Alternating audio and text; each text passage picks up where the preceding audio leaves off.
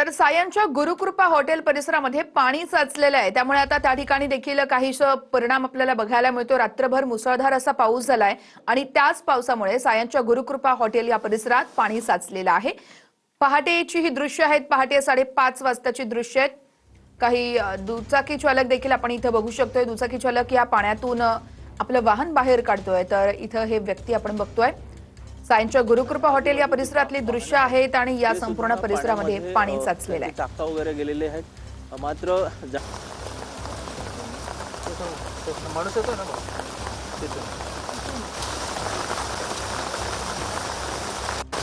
तर दादर सायन घाटकोपर विक्रोळी या भागात मुसळधार पाऊस झालेला आहे। दादर सायन आणि सर्कल या संपूर्ण परिसरामध्ये पाणी साचण्यास सुरुवात झाली आहे। रात्री 11 नंतर सुरू झालेल्या मुसळधार पावसाचा हा परिणाम असल्याचं कळतंय।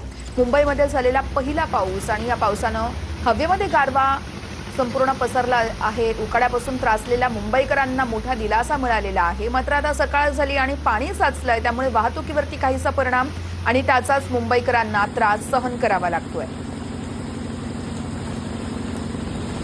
दादर सायन परिसरात पाणी साचण्यास सुरुवात झाली आहे। सकाळी 6 वाजताची ही दृश्य आपण बघत आहोत। या संपूर्ण रस्त्यांवरती पाणी साचण्यास सुरुवात झालेली आहे। त्यामुळे आता वाहतुकीवरती काहीसा परिणाम होतोय। तिकडे रेल्वे वाहतूक देखील काहीशी विस्कळीत झाली आहे। सकाळची वेळ आहे आणि नागरिक जे ऑफिसला जातात त्यांना वाहतूक कोंडीचा इथं सामना करावा लागतोय। साकीनाका अंधेरी परिसरात देखील पाणी साचलेलं आहे। दादर सायन परिसरातली ही दृश्य आहेत। सखल भाग आहे ते आणि त्याच ठिकाणी पाणी साचलेलं आहे। तर तांत्रिक कारणांमुळे ट्रान्स हार्बर मार्गावरती वाहतूक ठप्प झालेली आहे। आताची मोठी आणि महत्त्वाची अपडेट आहे। मध्य रेल्वेची वाहतूक देखील विस्कळीत आहे। लोकल 10 ते 15 मिनिटं उशिरानं धावतीये। मुंबई उपनगरामध्ये रात्रभर पाऊस झालाय। सध्या रस्ते वाहतूक धीम्या गतीनं सुरू आहे। तर तिकडे ट्रान्स हार्बर मार्गावर देखील काही तांत्रिक कारणांमुळे वाहतूक ठप्प झाल्याचं सांगितलं जातंय। कोपरखर्णे रेल्वे स्टेशनवरची ही दृश्य आपण बघतोय। जे सकाळी आपल्या ऑफिसला जायला निघतात नागरिक, त्यांना आता या संपूर्ण वाहतूक विस्कळीत झाल्यानं मनस्ताप सहन करावा लागतो। ट्रान्स हार्बरवरती वाहतूक ठप्प झालेली आहे। मध्य रेल्वेची देखील इकडे मुंबईमध्ये वाहतूक विस्कळीत झाली आहे। लोकल 10 ते 15 मिनिटं उशिरानं धावतीये। सध्या रस्ते वाहतूक देखील धीम्या गतीनं सुरू आहे। रस्त्यांवरती पाणी साचलंय, त्यामुळे आता रस्ते वाहतुकीवर देखील काहीसा परिणाम झालेला आहे। वेस्टर्न एक्सप्रेस वेवरती वाहतूक संथ गतीनं सुरू आहे। तर इकडे लोकल 10 ते 15 मिनिटं मध्य रेल्वेवरती उशिरानं धावतीये।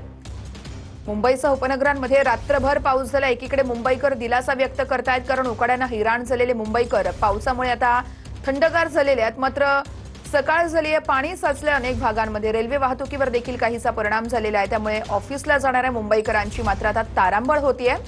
ट्रान्स हार्बरवरती देखील काहीसा परिणाम झाला। ही दोन दृश्य आपण बघतोय। मध्य रेल्वे 10 ते 15 मिनिटं उशिरानं धावतीये।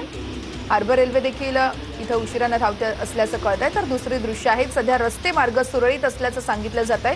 पाण्याचा निचरा होतोय रस्त्यावरून, त्यामुळे आता हळूहळू रस्ते वाहतूक देखील सुरळीत होत असल्याचं सांगितलं जातंय। ही दोन दृश्य आपण बघत आहोत। ट्रान्स हार्बर मार्गावरती एकीकडे वाहतूक ठप्प, तर दुसरीकडे सध्या रस्ते मार्ग सुरळीत असल्याचं सांगितलं जातंय।